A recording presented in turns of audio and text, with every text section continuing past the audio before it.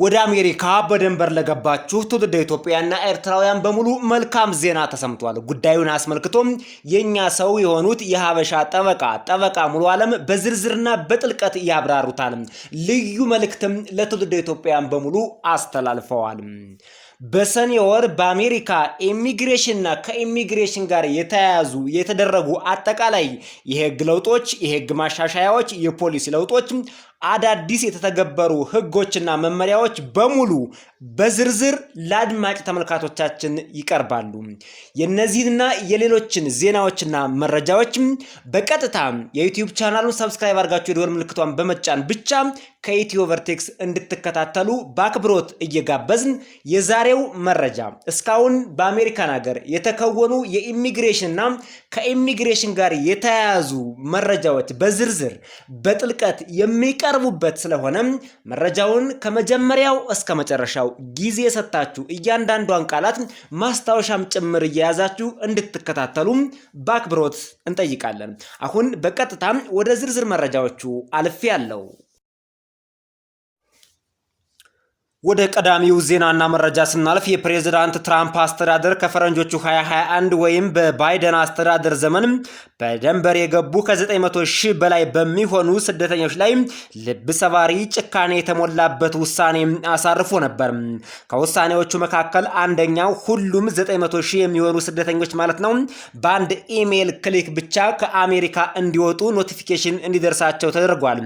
ሁለተኛው ውሳኔ ደግሞ በቂ ምክንያት ከሌላቸውና ሲቢፒ አፕን ሞልተው በደንበር ካልገቡ በስተቀር የአሳይለም ጥያቄያቸው ተቀባይነት እንዳያገኝ የሥራ ፍቃድም እንዳያገኙ የሚል ውሳኔ ነበር የተወሰነባቸው። አሁን እነዚህን አስመልክቶ ታዲያ የአሜሪካ ፍርድ ቤት የወሰነው ውሳኔ እጅግ በጣም ይበል የሚያስብል ነው። ይሄንንና ከዚሁ ጋርም ተያይዞ ተጨማሪ መልእክቶችን አጠቃለው የኛ ሰው የሆኑት የተከበሩ የሀበሻ ጠበቃ ሙሉ ዓለም ዝርዝር መረጃዎችን ይነግሩናል። አብረን ተከታትለነው እንመለስ። ከዚህ በፊት በባይደን አድሚኒስትሬሽን ጊዜ ከጁን 2023 ጀምሮ በድንበር የገቡ ሰዎች ሰርከምቬንሽን ኦፍ ሎፉል ፓዞ የሚባል ህግ አፕላይ ይደረግባቸው ነበር። ይሄ ህግ በድንበር የገቡ ሰዎች ሲኤልፒ አፕ የሚባለውን ካልተጠቀሙ እና ሲገቡ ይሄን አፕ ተጠቅመው ቀጠሮ ተይዞላቸው ሜክሲኮ ላይ ድንበር ላይ ኢንተርቪው ተደርገው የገቡ ካልሆነ ለአሳይለም ብቁ አይሆኑም። ለአሳይለም ብቁ ለመሆን አንድ ወር ሲኤልፒ አፕን መጠቀም መቻል አለባቸው። ኦር ደግሞ ያልተጠቀሙበት ምክንያት አደገኛ የሆነ የጤና ችግር ከገጠማቸው ያን ማስረዳት ከቻሉ፣ ያ ኤሚነንት ከሆነ አደገኛ መሆኑን ማሳየት ከቻሉ፣ ለምሳሌ ድንበር ላይ ትልቅ የጤና እክል ገጥማቸው ያን አፕ የመጠቀም ችሎታ ከሌላቸው፣ ችሎታው ከህክምና ከጤና እክል የተነሳ ከሆነ፣ ሁለተኛው ትራፊከሮች ስመግለሮች አስገድደዋቸው ያስገቧቸው ከሆነ ማለት ነው። ለምሳሌ የጦር መሳሪያ ከጀርባ ይዘውብህ የግድ ወደ አሜሪካ እንድትገባ አስገድደው የገባክ እንደሆነ ወይ ስመግል ኢን ትራፊክ እንደሆነ በእነሱ ቁጥጥር ውስጥ ሆነ ከገባ፣ እነዚህ ኤክሰፕሽኖች ናቸው። ካለዛ የሲኤልፒ አፕ በሁሉም ላይ አፕላይ ይሆናል፣ በድንበር የገቡ ሰዎች ላይ ማለት ነው። ብዙ ሰዎች አሳይለማቸው ተቀባይነት አግኝቶ ማለት አሳይለማቸው ፐርሱሲቭ ሆኖ ዳኞችን አሳምኖ ነገር ግን የሲኤልፒ ሪኳየርመንት ስላለባቸው ያን ስለማማሉ ውድቅ የተደረገባቸው ብዙ ኢትዮጵያኖች አሉ። ስለዚህ አሁን ይሄ ሰርከምቬንሽን ኦፍ ሎፉል ፓዝዌይ ከ2023 ጀምሮ ወደ አሜሪካ የገቡ ሰዎች አሁን ላይም የኢሚግሬሽን ኮርት ላይ ኬዛቸው ያሉ ሰዎች በጠቅላላ ከዚህ ህግ ነፃ ሆነዋል ማለት ነው። የ9ኛው ሰርኬት ካሊፎርኒያ ነው ይሄ ክስ የተካሄደው። ሰርከምቬንሽን ኦፍ ሎፉል ፓዝዌይ ህግን የሚጻረር ነው። ኮንግረስ ያወጣውን ህግ አሳይለምን የመጠየቅ ህግ የሚጻረር መሆኑን በመግለጽ ቫኬት አድርጎታል፣ አስወግዶታል ማለት ነው። ለዚህ አሁን ዊዝሆልዲንግ የተሰጣቸው ሰዎች ሳይቀሩ በሰርከምቬንሽን ኦፍ ሎፉል ፓዝዌይ ምክንያት ሲኤልፒ ምክንያት አሳይለም ማግኘት ያልቻሉ ግን ዊዝሆልዲንግ የተሰጣቸው ሰዎች ከእንደገና ወደ ፍርድ ቤት ሄደው ሪካላንደር በማድረግ ወይም ሞሽን ትሪኦፕን ከእንደገና ኬዛቸውን በማስከፈት አሳይለማቸው እንደገና ማሳየት ሁሉ ይችላሉ ማለት ነው። ምክንያቱም ዊዝሆልዲንግ ከተሰጠ ወደ ግሪን ካርድ ወደ ዜጋ ወደፊት መሄድ አችልም። ጀስት ሁሉ ጊዜ ዊዝሆልዲንግ ላይ ነው የምትቆየው። ከሀገር መውጣት ላይ መንቀሳቀስ ላይ የራሱ የሆነ ገደቦች አሉት። ለዛ ነው የሰርከምቬንሽን ኦፍ ሎፉል ፓዝዌይ መነሳት ትልቅ ጥቅም የሚኖረው ማለት ነው። ገና አሳይለም ኬዛቸው እየተካሄደ ያለም ሰዎች እንግዲህ ከዚህ ነፃ መሆናቸው ቀላል አይደለም። ምክንያቱም ይሄን ህግ ማለፍ በጣም ከባድ ነው። እነዚህ ቅድም የጠቀስኩልህ አደገኛ የሆነ የጤና እክል ከገጠመ ወር ደግሞ ስመግለሮች ትራፊከሮች አስገድደው የገባ ካልሆንክ እነዚህን ኤክሰፕሽኖች ማሟላት ማትችል ከሆነ ወር ደግሞ ስሌቭ ተደርገ ምንም አይነት ዊል ሳይኖርክ ወደ አሜሪካ ገፍትረ የገባ መሆኑን ማሳየት ካልቻልክ ለአሳይለም ብቁ አትሆንም ነበር በድንበር እስከገባክ ድረስ። የዚህ መነሳት ትልቅ ዜና ነው ለብዙ ኢትዮጵያኖችና ኤርትራኖች። የተከበራችሁ አድማጭ ተመልካቾቻችን የጠበቃችንን ንግግር መልእክትና መግለጫ እንደሰማችሁትና እንዳዳመጣችሁት የፕሬዝዳንት ትራምፕ አስተዳደር ከ900,000 በላይ የሚሆኑ በድንበር የገቡ ስደተኞች ላይ እጅግ ልብ ሰባሪ የሆነ አስደንጋጭና ጭካኔ የተሞላበት ውሳኔ ወስኖባቸው ነበር። የመጀመሪያው ውሳኔ መግቢያችን ላይ እንደነገርናችሁ ሁሉም በአንድ ኢሜይል ክሊክ ሴሌክት ተደርገው ስማቸው አሜሪካን እንዲወጡ ኖቲፊኬሽን ደርሷቸው ነበር። ይህ በተለይ በቦስተን የሚገኘው አንድ የአሜሪካ የፌዴራል ፍርድ ቤት ዳኛ ይህ ነገር ትክክል አይደለም፣ እያንዳንዱ ስደተኛ ኬዙ ሳይታይ ኬዝ ባይ ኬዝ ኢንዲቪጁዋሊ ሁኔታው ሳይጠና በጅምላ ከአሜሪካ ውጡ ማለት አይቻልም ብሎ አስቁሞታል። ጠበቃችን ይሄንን አሁን ጨምረው ባያብራሩትም ግን የሆነው ይሄው ነው።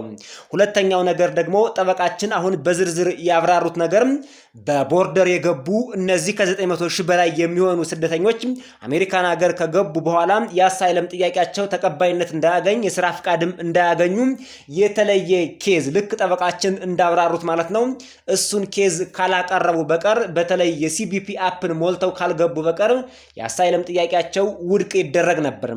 አሁን ይህ ህግ ተሻሽሏል። በተለይ ለአሳይለም ጠያቂዎችና በድንበር ለገባችሁ ትውልደ ኢትዮጵያውያንና ኤርትራውያን ጠበቃችን የተናገሩትን እንደሰማችሁትና እንዳዳመጣችሁት እጅግ በጣም መልካም ዜና ነው ለናንተ። አሁን ወደ ቀጣዩ ዜናና መረጃም አልፈናል። ወደ ቀጣዩ ዜናና መረጃ ስናመራ የዜናውን አብዛኛውን ክፍል የሚሸፍነው በአሜሪካን ሀገር በሰኔ ወር ከአሜሪካ የኢሚግሬሽን መስሪያ ቤት ማለትም USCIS ከዲፓርትመንት ኦፍ ሆምላንድ ሴኩሪቲ ከሲቢፒ ከስቴት ዲፓርትመንት ወይም ከውጭ ጉዳይ መስሪያ ቤት ማለት ነው ከኤምባሲዎችና አጠቃላይ ከፕሬዚዳንት ትራምፕ አስተዳደር ጋር ተያይዞ ስለ ኢሚግሬሽን የወጡ አዳዲስ ፖሊሲዎች፣ ማሻሻያዎች፣ መመሪያዎች፣ አዳዲስ የተተገበሩ ደንቦች በሙሉ ለአድማ ተመልካቾቻችን አንዱም ሳይቀር በዝርዝርና በጥልቀት ይቀርባል። በድጋሜ የዩቲዩብ ቻናሉን በመሃል ሰብስክራይብ እንድታደርጉ በአክብሮት እንጠይቃለን። ወደ መጀመሪያው ስንሄድ በአንደኝነት የያዝነው የኢሚግሬሽን ፍርድ ቤቶች ሜጋ ማስተር ችሎት መስፋፋትና ተግባራዊ መሆን አዲሱ ሰበር ዜና ነው። ዜናዎቹ አንዳንዶቹ ከዚህ በፊት የቀረቡ ሊሆኑ ይችላሉ። አሁን በዝርዝርና ከዚህ በፊት የቀረቡት ተጨማሪ ማረጋገጫ ተሰርቶባቸው ይቀርባሉ። አዳዲሶቹም አሉ። አጠቃላይ የዚህ ዜና ርዕሶች ብዛታቸው 10 እና ከ10 በላይ ይሆናሉ። ሁሉም ከአሜሪካ የኢሚግሬሽን ሕግ ጋር የተያያዙ ናቸው።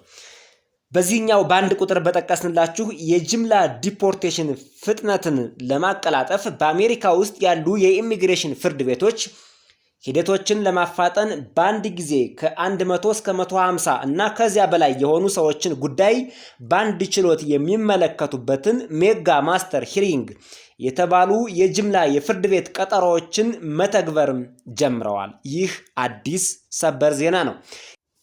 ይህ የፕሬዝዳንት ትራምፕ አስተዳደር የጀመረውን የጅምላ የስደተኞች ማባረር ማስ ዲፖርቴሽን ለማገዝና ለማፋጠን የተሰራ አዲስ አሰራር ነው ተብሏል። ወደ ሁለተኛው አልፈናል። የጎልድ ካርድ ፕሮግራም ማሻሻያ፣ አዲስ የቪዛ መደቦች። የአሜሪካ የኢሚግሬሽን መስሪያ ቤት ጎልድ ካርድ ለተባለው አዲስ የኢሚግሬሽን ፕሮግራም 16 አዳዲስ የቪዛ መደቦችን ይፋ አድርጓል። ይህ ፕሮግራም ለአሜሪካ ንግድ ሚኒስቴር ከፍተኛ የገንዘብ ስጦታ ወይም ኢንቨስትመንት ለሚያደርጉ ባለሀብቶችና ለቤተሰቦቻቸው በቀጥታ የነዋሪነትና የሥራ ፍቃድ ያለው ግሪን ካርድ የሚሰጥ ነው። የፕሬዝዳንት ትራምፕ አስተዳደር እስከ 1 ሚሊዮን የአሜሪካ ዶላር ላላቸው ግለሰቦች ወይም ለአሜሪካ መንግስት ለሚከፍሉ ግለሰቦች ሳይውሉ ሳያድሩ የቪዛ ገደብ የቪዛ ክልከላ ሳይደረግባቸው በቀጥታ የአሜሪካን ግሪን ካርድ እንዲያገኙ የሚደረገው አሰራር ነበር። ታዲያ ይህ ፕሮግራም አሁን 16 አይነት አዳዲስ የቪዛ መደቦችን ይዞ በስፋት ብቅ ብለዋል። ትውልደ ኢትዮጵያን ይሄን ብዙ ይጠቀሙበታል ተብሎ አይታሰብም። ምክንያቱም 1 ሚሊዮን የአሜሪካ ዶላር ከፍሎ አሜሪካን ሀገር ገብቶ ግሪን ካርድ ለማግኘት የሚፈልግ ትውልደ ኢትዮጵያውያን ይኖራል ተብሎ አይታሰብም። ካለም እንኳን በቁጥር በጣት የሚቆጠሩና በጣም ትንሽና ጥቂት ግለሰቦች ብቻ ነው ሊሆኑ የሚችሉት። ዜናውና መረጃው ግን አብረው ተካቶላቸዋል። ሶስተኛ አሳይለምን በተመለከተ ያለ ቃለ መጠየቅ ውድቅ የማድረግ አዲስ እቅድ ይፋ ሆኗል። ይህ አዲስ ዜና ነው። የወጡ የውስጥ ሰነዶች እንደሚያሳዩት የትራምፕ አስተዳደር የአሳይለም መኮንኖች ወይም አሳይለም ኦፊሰርስ አመልካቾችን በአካል ሳያነጋግሩ ወይም ቃለ መጠየቅ ሳያደርጉ ማመልከቻቸውን በጽሑፍ ሰነድ ብቻ አይተው ውድቅ እንዲያደርጉ የሚያስችል አዲስ መመሪያ እየተዘጋጀ ነው። ይህ በጣም አስደንጋጭ ነው። በተለይ ትውልደ ኢትዮጵያውያን፣ ትውልደ ኤርትራውያን እዚህ አሜሪካን ሀገር አሳይለም ጠይቃችሁ ኬዛችሁ ፊት ለፊት ታይቶ እናንተ ሳትጠየቁ ዶክመንቶቻችሁን ብቻ በማየት በርቀት ሪጀክት ማድረግ የሚያስችል አዲስ አሰራር ተዘጋጅቷልና እንግዲህ ፈጣሪ ይርዳችሁ። ይህ አሰራር ቀደም ሲል ለጥገኝነት ጠያቂዎች የነበረውን በአካል ቀርቦ የመከራከር መብት በከፍተኛ ሁኔታና ሙሉ በሙሉ የሚገድብ ነው። ሌላው ከዚሁ ከአሳይለም ጋር ተያይዞ ትንሽ ቆየት ያለ ዜናና መረጃ ቢሆንም የአሳይለም ጠያቂዎች አሜሪካን ሀገር ሆነው የአሳይለም ኬዛቸውን ከሚከራከሩ ይልቅም ወደ ሶስተኛ ሀገር ዲፖርት ሆነው እንዲከራከሩና ኬዛቸውን እንዲከታተሉ የሚደረግ አዲስ አሰራርም ተከስቷል። ትውልደ ኢትዮጵያውያን በዚህ ተጠቂ ሆነው አፍሪካ ውስጥ ወደሚገኙ ወደ ተለያዩ ሀገራት ዲፖርት ተደርገዋል። ይሄም ሌላኛው ከአሳይለም ጋር ተያይዞ እጅግ የማንፈልገውና በርካታ ትውልደ ኢትዮጵያውያንን ያስከፋ ሕግ ተግባራዊ መሆን ጀምሯል። ሌላው አሳይለም ጠያቂዎች እዚሁ አሳይለም ጋር ተያይዞ የስራ ፍቃድን በተመለከተም ለአንድ ዓመት ያክል የአሳይለም ኬዛቸውን ካመለከቱ በኋላ ማለት ነው ስራ ፍቃድ ሳይሰጣቸው እንዲቆዩ የሚደረግ አዲስ አሰራርም መተግበር ጀምሯል። ይሄኛውም ለአሳይለም ጠያቂዎች እጅግ በጣም አስቸጋሪ ነው። በአሁኑ ሰዓት የፕሬዝዳንት ትራምፕ አስተዳደር ለአሳይለም ወይም ለጥገኝነት ጠያቂዎች የማይመች በሩ የተዘጋ እየሆነ መጥቷል። ወደ ቀጣዩ ዜናና መረጃ አልፈናል። አራተኛ ቪዛን በተመለከተ ነው። ፈጣን የአሜሪካ ቪዛ ለማግኘት አዲስ የህግ አሰራር ይፋ ሆኗል። ትውልደ ኢትዮጵያውያን ፈጣን ቪዛ ማግኘት ከፈለጋችሁና የቪዛ ፕሮሰሳችሁ እየዘገየ ከተቸገራችሁ ይሄን አማራጭ ውሰዱ። የአሜሪካ ስቴት ዲፓርትመንት ሰኔ 9 ወይም ጁን 9 2026 ባወጣው አዲስ ጊዜያዊ መመሪያ መሰረት የቪዛ ቀጠሮ መዘግየትን ለመቅረፍ አዲስ የክፍያ አማራጭ አስተዋውቋል። ለንግድና ለቱሪስት ቪዛ በቢ1 እና በቢ2 ወደ አሜሪካን ሀገር መምጣት ለምትፈልጉ ነው ይሄኛው የሚሰራው። የሚያመለክቱ ሰዎች ከተለመደው $185 የቪዛ መደበኛ ክፍያ በተጨማሪ $750 በመክፈል በ10 የሥራ ቀናት ጊዜ ብቻ ኢንተርቪው፣ ዶክመንት፣ ሁሉ ነገር አልቆ እዚህ አሜሪካን ሀገር መሃል ዋሽንግተን ዲሲ መግባት ትችላላችሁ ብለዋል የአሜሪካ ስቴት ዲፓርትመንት። ይህ የሙከራ ፕሮግራም ከጁን 1 2026 እስከ ዲሴምበር 31 2026 ለ6 ወራት ብቻ ይቆያል። ይችን ነገር በማስታወሻ ያዙና ይሄን ቀን እንድትጠቀሙበት። ከጁላይ 1 2026 እስከ ዲሴምበር 31 2026 ብቻ ነው የሚቆየው። ለ6 ወራት የምትቆይ የሙከራ ፕሮግራም ናት።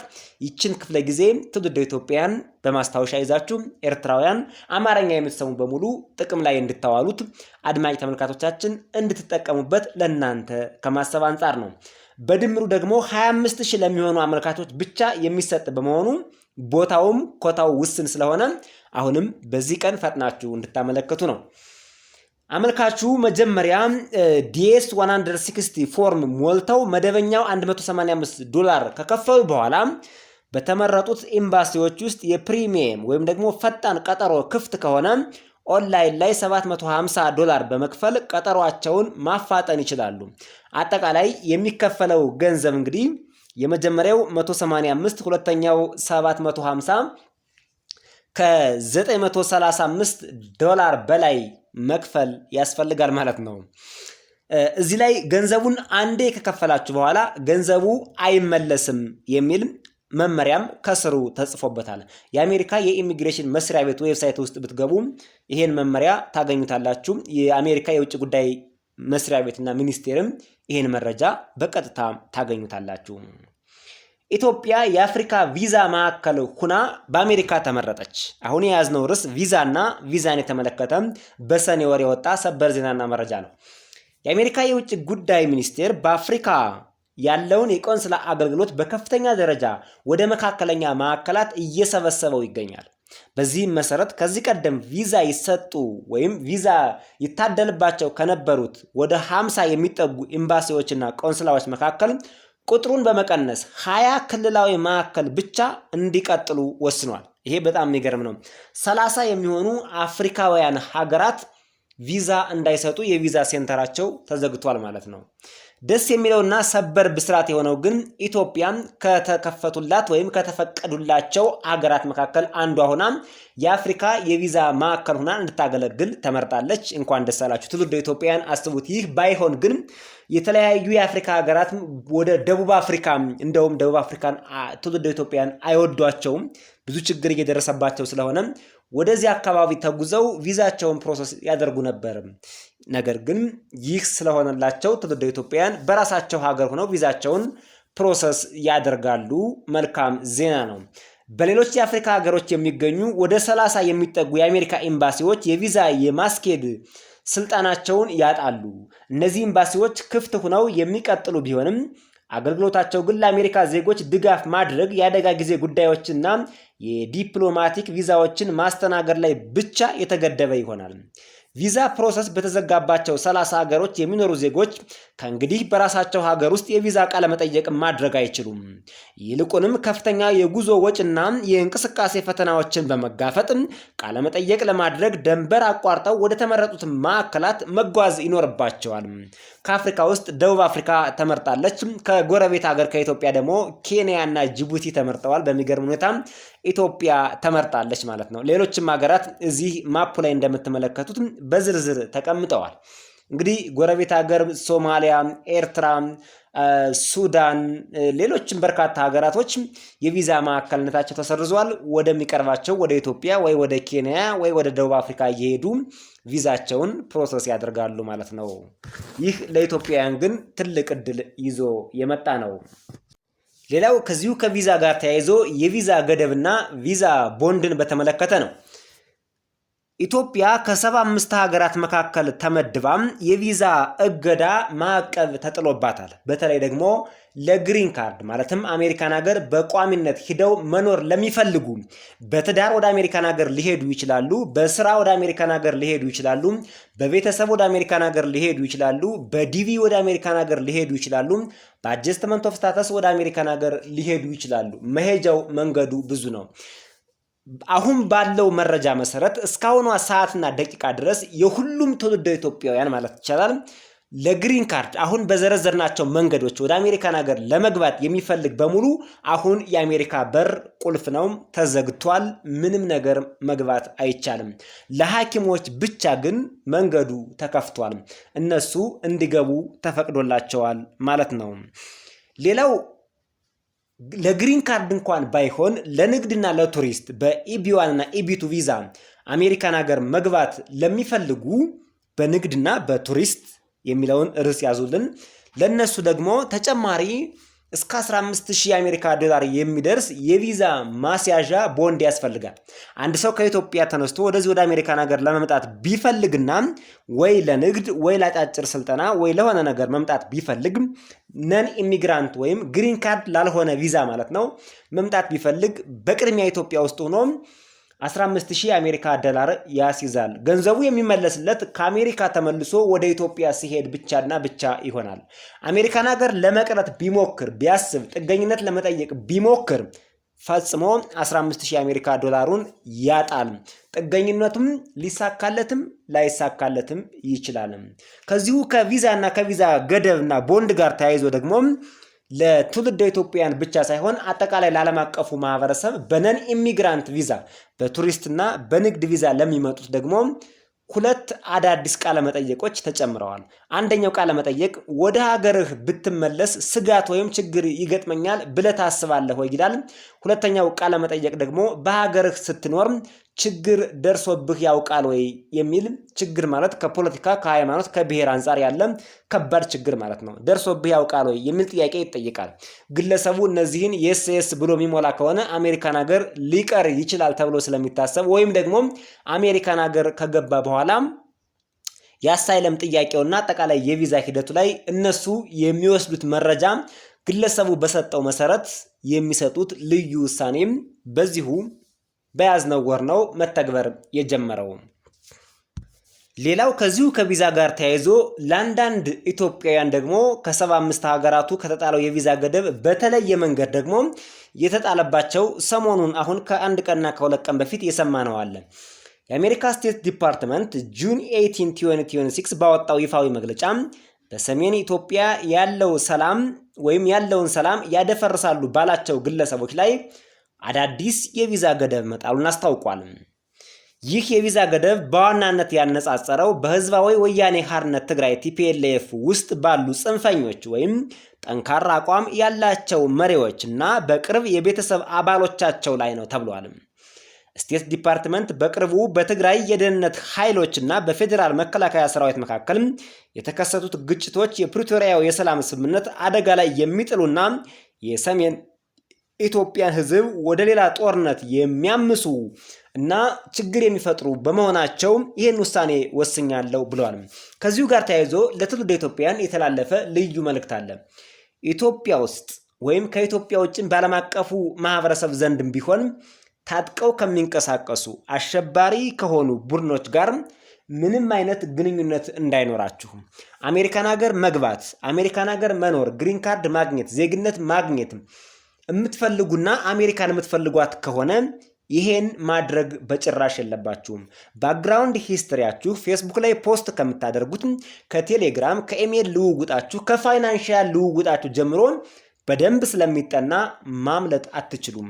ስለዚህ ለነዚህ ቡድኖች፣ ለታጠቁ ኃይሎች፣ ለአሸባሪዎች ስማቸውን ከሌ ብሎ መዘርዘር ላያስፈልግ ይችላል። ከነሱ ጋር ያላችሁን ግንኙነት እንድታስተካክሉ የአሜሪካ ቪዛችሁ፣ የአሜሪካ አጠቃላይ የኢሚግሬሽን ፕሮሰሳችሁ ሰላማዊ እንዲሆን እንመኝላችኋለን።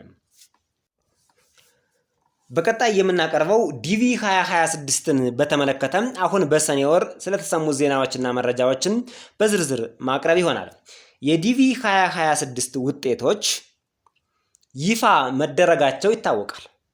በቅርቡ ስቴት ዲፓርትመንት ባወጣው መረጃ መሰረት በዓለም ዙሪያ በድምሩ 129516 ሰዎች ዲቪ ደርሷቸዋል። ከነዚህ ውስጥ ግን ቪዛ ማግኘት የሚችሉት 55000 ሰዎች ብቻ ናቸው ብሎ የአሜሪካ የውጭ ጉዳይ መስሪያ ቤት ወስኗል። ይህ በጣም አስጨናቂ ነው። ትውልደ ኢትዮጵያውያን ሆነው ኤርትራውያን ሆነው ዲቪ ደርሶናል እያሉ ዲቪ ቼክ ሲያደርጉ ደርሷቸው ነገር ግን ይሄ ቁጥር መቀነሱን እስካሁን ያልሰሙ ይኖራሉ። ከ129000 55000 ኦልሞስት ግማሹ ብቻ ነው አሜሪካን ሀገር የሚገባው ተብሏል። ይሄን በማስታወሻችሁ ያዙ። ይሄ ብቻ አይደለም፣ ችግሩ አሁንም ቀጥሏል። ዲቪ እንደደረሳቸው ያወቁ ትውልደ ኢትዮጵያውያን ሌላ ፈተና ደርሷቸዋል ወይም ደርሶባቸዋል። አሜሪካን ሀገር ከዛሬ ነገ እንገባለን፣ ህልማችንን እናሳካለን ሲሉ ኢትዮጵያ የቪዛ እገዳ ከተጣለባቸው ከ75ቱ ሀገራት መካከል አንዷ ሆና ብቅ አለችባቸው። የቪዛ እገዳው ደግሞ እስካሁኗ ደቂቃና ሰዓት ድረስም አልተነሳም። እነዚህ ዲቪ የደረሳቸው ትውልደ ኢትዮጵያውያን አሁን ኢትዮጵያ ላይ የተጣለው የቪዛ ማዕቀብ ከዛሬ ነገ ይነሳል፣ እንጠራለን ብለው በጉጉት እየጠበቁ ይገኛሉ። ዲቪ 2026 የደረሳችሁ የመጨረሻ ዴድላይን እና በተስፋ ልትጠብቁት የምትችሉበት ቀን እስከ ሴፕቴምበር 13 2026 ብቻ ይሆናል። እስከ መስከረም 30 2026 እስከ መስከረም 30 2026 ቪዛችሁ እጃችሁ ላይ ካልገባ በቀጥታ የዲቪ ፕሮግራሙን የአሜሪካ መንግስት ሰርዞታል ማለት ነው። በጸሎት በትዕግስት ጠብቁ። ፈጣሪ ይርዳችሁ። ምንም ማድረግ አይቻልም። አሁን ያለው ዜናና መረጃ ይሄ ነው። ከዚህ ያለፈ ነገር ምንም ሌላ ዜናና መረጃ በአሜሪካ የስቴት ዲፓርትመንትም ሆነ የኢሚግሬሽን መስሪያ ቤት እየወጣ አይደለም። በቅርቡ ይሄ ሰኔ ወር እንዳለቀ አዳዲስ ነገሮች ይኖራሉ እየተባለ ነው። በትዕግስት ጠብቁ።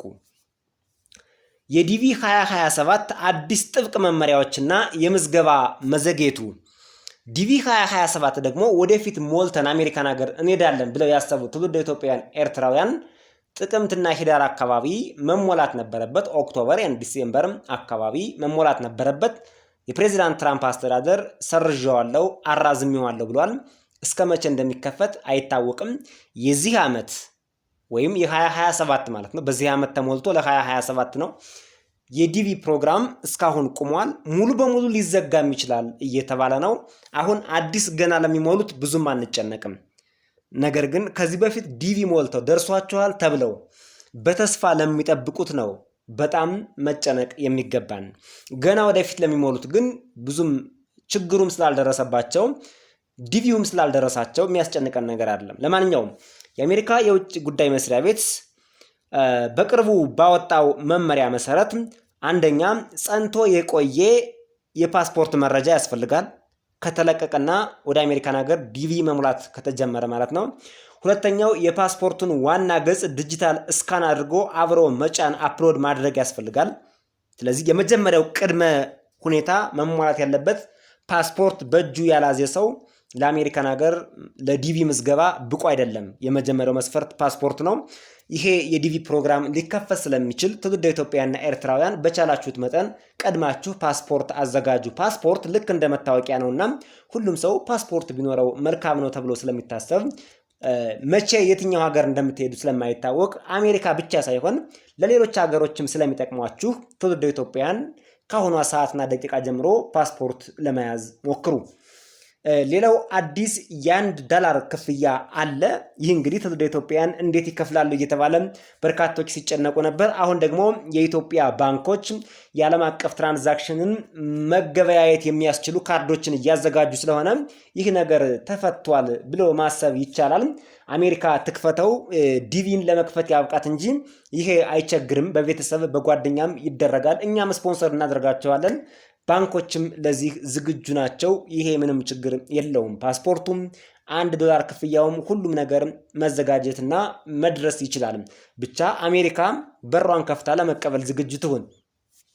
ስለ ዲቪ ያለን ዜናና መረጃ አጠቃላይ ይሄን ይመስላል። ወደ ቀጣዩ ዜናና መረጃ አልፈናል። አሁንም አዳዲስ መረጃዎች አሉ ገና ያልሰማችኋቸው። የትራምፕ አስተዳደርም አዳዲስ ውሳኔዎች 7ኛ ተራ ቁጥር ነው። አንደኛ የግሪን ካርድ ማሻሻያ ነው። አስተዳደሩ በአሜሪካ ውስጥ ሁነው የነዋሪነት ፈቃድ አጀስትመንት ኦፍ ስታተስ የሚጠይቁ አመልካቾች ከሀገር ውጭ ባሉ የስቴት ዲፓርትመንት የቆንስላ ጽሕፈት ቤቶች በኩል እንዲያመለክቱ የሚያስገድድ አዲስ መመሪያ አውጥቷል። ይሄን ዜናና መረጃ ብዙዎቻችሁ በተለያየ ማህበራዊ ሚዲያ በእኛም የዩቲዩብ ቻናል ከአንድም 2 ጊዜ ዘግበነዋል፣ ሰምታችሁታል። የሰኔ ወር አንደኛው አፕዴት ስለሆነ ነው አሁን ያቀረብንላችሁ። ዝርዝሩን ከኛ የዩቲዩብ ቻናል ወደኋላ መለስ ብላችሁ ሰርች አድርጋችሁ በጥልቀት ማወቅ ከፈለጋችሁ ማግኘት ትችላላችሁ። እዚህ ላይ ግን ሁሉም የግሪን ካርድ አመልካቾች አልተከለከሉም። የተወሰኑ የግሪን ካርድ አመልካቾች ተፈቅዶላቸዋል እዚሁ አሜሪካን ሀገር ሆነው አጀስትመንት ኦፍ ስታተስ እንዲያደርጉ። በተለይ የአሳይለም ጠያቂዎች እንዲሁም በአስገድዶ መድፈር የተጠቁ ሴቶች፣ በህገወጥ የሰዎች ዝውውር ወንጀል የተጠቁ ሰዎች፣ ህፃናት፣ እነዚህ አጠቃላይ እዚሁ አሜሪካን ሀገር ሆነው አጀስትመንት ኦፍ ስታተስ ቢጠይቁም ይቻላል። እንዲሁም የተለየ ምክንያትና ኬዝ ያለውም ይችላል። ከዛ ውጭ ግን አሜሪካን ሀገር ሆናችሁ ግሪን ካርድ ለማግኘት በአጀስትመንት ኦፍ ስታተስ ለምትጠይቁ በሙሉ ወደ ኢትዮጵያ ሄዳችሁ ነው ይሄን ማድረግ የምትችሉት ብሏል የአሜሪካ መንግስት። ሌላው በዚሁ ጋር ተያይዞ የትራምፕ ውሳኔ ጋር ተያይዞ የዜግነት ገፈፋና ነጠቃ ነው። የትራምፕ አስተዳደር በግንቦት ወር በሰፊው እሰራበታለሁ ብሎ ብዙ በጀት መድቦ ከሚንቀሳቀስባቸው ተግባራት አንዱ ዜግነትን እቀማለሁ፣ ዲናቹራላይዝ አድርጋለሁ ነው። የ30 ሰዎችን እንደ ምሳሌ በሚሆን መንገድ በአንድ ጊዜ በጅምላ ዜግነታቸውን የፕሬዝዳንት ትራምፕ አስተዳደር የቀማውም በዚሁ በግንቦት ወር መገባደጃና በሰኔ ወር መግቢያ ላይ ነበር። ትውልደ ኢትዮጵያውያን በዚህ ዙሪያ ልዩ ጥንቃቄ ማድረግ ይኖርባቸዋል። በተለይ የመረጃ ኢንኮንሲስታንሲ እንዳይኖርም በቃለ መጠየቅ የሰጣችሁት መረጃ ፓስፖርታችሁ ላይ ካለው እንዲሁም የኢሚግሬሽን መረጃዎቻችሁ ላይ ሲስተሙና ዳታቤዙ ላይ ካለው ጋር አንድ አይነት መሆኑን አሁንም ክሮስ ማች አድርጉ፣ አረጋግጡ። ችግር ካለ በጠበቃ በኩል ጉዳዩን ፍቱትም። ከዚሁ ጋር ተያይዞ ትውልደ ኢትዮጵያውያን ማድረግ ያለባችሁ ትልቁ ነጥብ ሁሌም ለአሜሪካ ኢሚግሬሽን ከበድ ያለ ኬዝ ካላችሁና ኬዙ የሚያሰጋችሁ የሚያጠራጥራችሁ ከሆነ ጠበቃ ከመያዝ ወደኋላ አትበሉ። የኛ ሰው የሆኑ የሀበሻ ጠበቆች በቁጥር በአሜሪካን ሀገር ስመጥር የሆኑ በርካቶች አሉ። የሁሉንም ስልክ ቁጥር፣ ስማቸውን፣ አድራሻቸውን በዝርዝር የያዘ አንድ ቪዲዮ ሰርተናል። አስፈላጊ ከሆነ ኮሜንት ላይ የቪዲዮ ሊንክ ስጠን ብላችሁ ኮሜንት ብትጽፉልኝ እኔ ኮሜንት ላይ የቪዲዮውን ሊንክ አስገባላችኋለሁ እንደ ጥያቄያችሁ ማለት ነው። ሌላው አዲስ ሰበር ዜና ሆኖ የወጣው የስደተኞች ተቀባይነት ቁጥር ቅነሳ ነው። በተለይ ሪፊውጂ በተመለከተ የፕሬዝዳንት ትራምፕ አስተዳደር በዚህ በጀት ዓመት የምፈልገው 7500 ሪፊውጂ ብቻ ነው፣ ከዛ ውጭ ወደ አሜሪካን ሀገር አላስገባም ብሏል። ቁጥሩን በከፍተኛ ሁኔታ ቀንሶታል። ሌላው በስምንተኛ ደረጃ የተቀመጠው የዲፓርትመንት ኦፍ ሆምላንድ ሴኩሪቲ የወሰናቸው ውሳኔዎች ነው። የዲፓርትመንት ኦፍ ሆምላንድ ሴኩሪቲ ጁን 5 2026 ባወጣው የረቂቅ ህግ ማስታወቂያ መሰረት በሰብአዊነት ቪዛ ወይም ፓሮል ላይ ያሉ ወይም ደግሞ በጊዜያዊ እገዳ ዲፈርድ አክሽን አሜሪካ ባሉ ግለሰቦች ላይ የሥራ ፍቃድ አሰጣጥን በከፍተኛ ሁኔታ ገድቦታል። አመልካቾች የኢኮኖሚ ችግር እንዳለባቸው ማሳየት፣ የወንጀል ታሪክ ምርመራ ማለፍ፣ ከወንጀለኛ ቡድን ጋር ግንኙነት እንደሌላቸው ማረጋገጥና ኢቬሪፋይ በተመዘገበ ቀጣሪ መቀጠር ይኖርባቸዋል ብለዋል። ይህ ካልሆነ ግን የሥራ ፍቃዳቸውን በሰከንድ ውስጥ ነጥቃለው፣ ሌላም እንዳይሰጣቸው አደርጋለሁ ብለዋል ዲፓርትመንት ኦፍ ሆምላንድ ሴኩሪቲ። የመጨረሻው በአሜሪካ የፕሬዝዳንት ትራምፕ አስተዳደር በስደተኞች ላይ ስጋትን የደቀነው የ72 ቢሊዮን ዶላር ለአይሲ እና ለሲቢፒ የተመደበው በጀት ነው። ይህ እንዲሁ በጀት ተመደበ እና የገንዘቡ ብዛት ብቻ ሳይሆን ይህ ገንዘብ ለምንድነው የተመደበው የሚለውን በዝርዝር ስንመለከት በርካታ ትውልደ ኢትዮጵያውያንን፣ ኤርትራውያን ብሎም በዓለም አቀፍ ደረጃ ያሉ ስደተኞችን ወደፊት በአሜሪካን ሀገር ተስፋ እንዲቆርጡ የሚያደርግ ነው። የአይሲ ፖሊስ እንደፈለገ በጀት አግኝቶ ስደተኞችን ከቦታ ቦታ እየተንቀሳቀሰ እንዲመረምር፣ እንዲከታተል፣ እንዲይዝ፣ እንዲያስር እንዲሁም እንዲቀጣ የሚያስችለው በጀት ነው።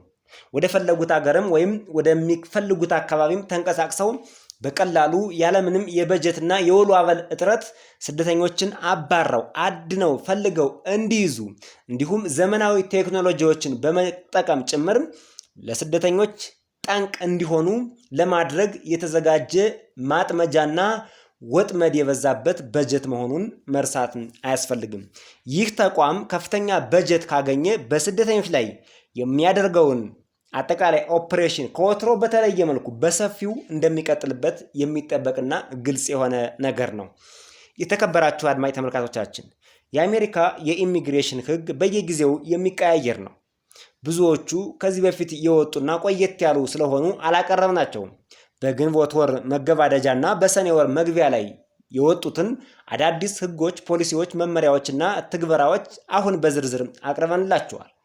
በሌላ ተመሳሳይ ዜናና መረጃ እስከምንገናኝ በያላችሁበት የዓለም ጥግ ሁሉ ሰላም፣ እድገት፣ ብልጽግና፣ ፍቅርና አንድነት እየተመኘን ለዛሬ በዚህ ተሰናብተናል።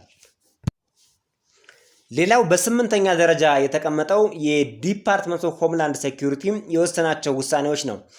የዲፓርትመንት ኦፍ ሆምላንድ ሴኩሪቲ ጁን 5 2026 ባወጣው የረቂቅ ህግ ማስታወቂያ መሰረት በሰብአዊነት ቪዛ ወይም ፓሮል ላይ ያሉ ወይም ደግሞ በጊዜያዊ እገዳ ዲፈርድ አክሽን አሜሪካ ባሉ ግለሰቦች ላይ የሥራ ፍቃድ አሰጣጥን በከፍተኛ ሁኔታ ገድቦታል። አመልካቾች የኢኮኖሚ ችግር እንዳለባቸው ማሳየት፣ የወንጀል ታሪክ ምርመራ ማለፍ፣ ከወንጀለኛ ቡድን ጋር ግንኙነት እንደሌላቸው ማረጋገጥና ኢቬሪፋይ በተመዘገበ ቀጣሪ መቀጠር ይኖርባቸዋል ብለዋል።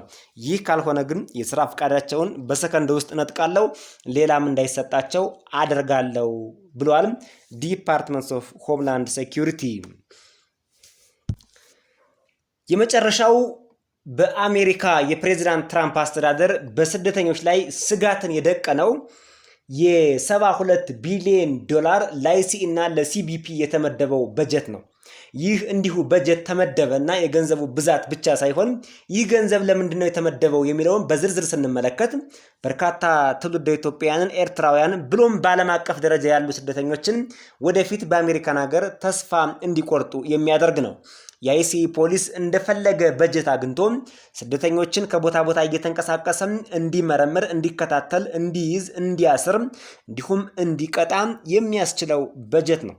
ወደ ፈለጉት ሀገርም ወይም ወደሚፈልጉት አካባቢም ተንቀሳቅሰው በቀላሉ ያለምንም የበጀትና የወሎ አበል እጥረት ስደተኞችን አባረው አድነው ፈልገው እንዲይዙ እንዲሁም ዘመናዊ ቴክኖሎጂዎችን በመጠቀም ጭምር ለስደተኞች ጠንቅ እንዲሆኑ ለማድረግ የተዘጋጀ ማጥመጃና ወጥመድ የበዛበት በጀት መሆኑን መርሳት አያስፈልግም።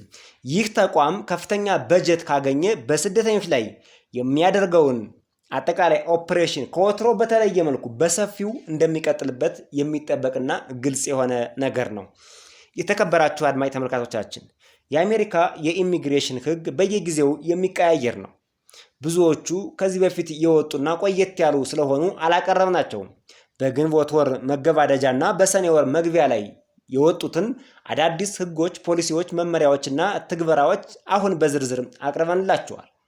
በሌላ ተመሳሳይ ዜናና መረጃ እስከምንገናኝ በያላችሁበት የዓለም ጥግ ሁሉ ሰላም፣ እድገት፣ ብልጽግና፣ ፍቅርና አንድነት እየተመኘን ለዛሬ በዚህ ተሰናብተናል።